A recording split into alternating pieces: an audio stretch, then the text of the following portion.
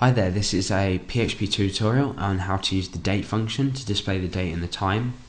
I'm going to be covering these three points here. The first one being how to use the date function to display date and time, that I've already explained. The second one is how to show future and past dates or the time. And the third one is to create a countdown script to a specific date or a specific time. And I'm going to be doing that to a specific date, and I'll leave it up to you to do the time one of that from what you've learned. Okay, now the date function takes this form. We're going to be using the date function for the date and the time. So there is such thing as the time function, but in this tutorial I'm going to be using date to represent the date and the time.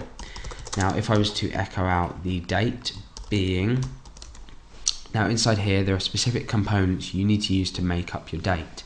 Now for example, if I was going to display the date, I would use D for day, I would use M for month, and I would use Y for year, sorry. Now these are all shorthand notation. If we go onto our page here, we can see that we've got the 17th of the second month and 2009. Now if I was to say put a capital Y, a capital M and a capital D, we can see that this has changed to a non-numerical version, well except for the year, and it's been displayed in a completely different way altogether. There are literally probably, I'd say, a good 100 ways of displaying different components of your date in different ways. So if you check out the PHP official documentation for that, you'll be able to see all of these. It's going to be too long to cover in this tutorial. Okay, so now we've got our date, our month and our year, our day, our month and our year. We can use separators however we want. So for example, I'm going to be using hyphen separators to separate this. And our date is going to look like that, and that is the current date. Now for the time, let's just get rid of that for now. I am going to say echo out, and again using the date function like I mentioned before, and I'm going to say hours. I'm going to use I for minutes and S for seconds. Now again, if I put capital H, this would use 24-hour format. A small h uses 12-hour format. So I'm going to use 12-hour format. So let's refresh this.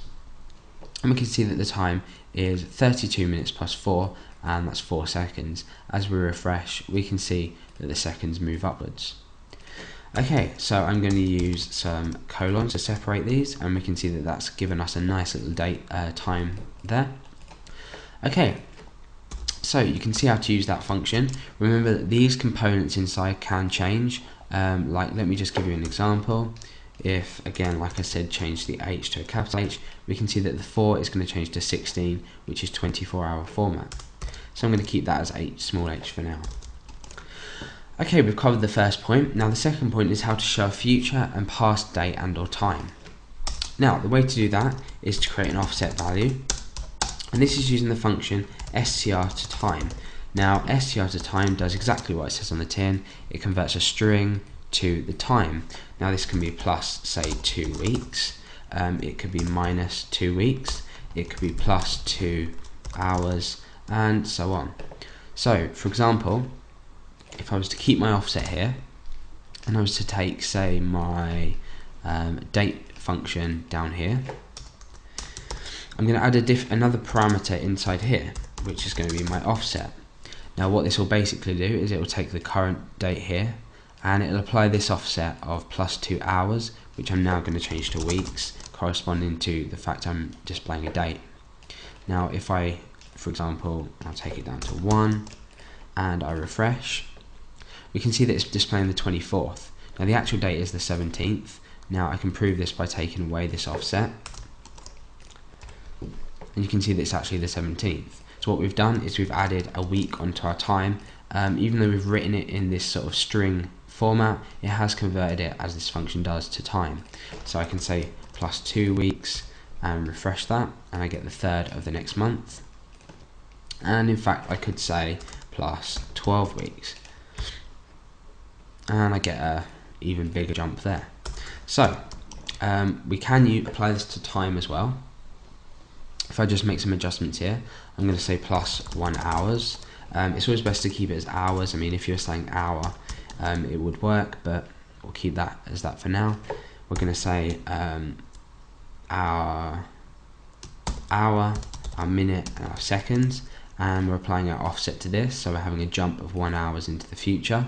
If I take away this offset for now, we can see that, as before, the time is 4:34, and when I put my offset back in, which is the value of this, you can see that we'll now get 5:34. Okay, so this also can go back in time, so minus 1 hours would be 3:35, or as it's just changed, the minute's just gone up, and it can be a decrease of, say, 2 hours, and so on. And you can use this minus sign with the date as well. Okay, so let's create a little program that's going to echo out to us the date and the time. So my initial string is going to be, problem with my keyboard here. Right, my initial string is going to be, the time is, and I'm going to say time, and the date is, and I'm going to say date. Now if I bring my date back in here, and I also copy and paste this because it's quite a similar structure, and I'm going to create my time inside here. Let's say hours. Oh, sorry, this is my date. Oh, yeah, right. Let's get back on track. Right, days and month and year. Okay, so these need to be variables. So I'm going to say my date is equal to that, and I'm going to say my time is equal to that. So this will give us out the date and the time. Let's go back here and refresh, and we can see that the time is this and the date is this. So we've got this both in shorthand notation. Now what I might want to do is create an offset. Now what I'm going to do, and what I haven't shown you so far, is how to combine your offset into 2 into 1 and apply this to both the date and the time. So what I might say is the time is this time and the date is this date. What I want to do is I want to say plus let's say 2 weeks, or say 1 week, and let's go for 1 hour. So plus a week and plus an hour. Now I have to apply these both to each function I use, and refreshing this will give an hour ahead and a week ahead. So really we've combined it into the same offset using this function, and we've applied it to both our date and our time, and this is being displayed to the user. So that's basically the first 2 points covered: how to use the date function and how to show future and past dates. And in the next part I'm going to show you how to create a very simple countdown script, and that will basically count down to a date you specify from the current time and date. We're just going to be handling that using the time for now, because if I was using the date I would have to wait, say, a day to show you the result, which I'm sure you don't want to do, as I don't want to. So join me in the next part and I'll show you how to create a basic countdown script. Okay, thanks for watching.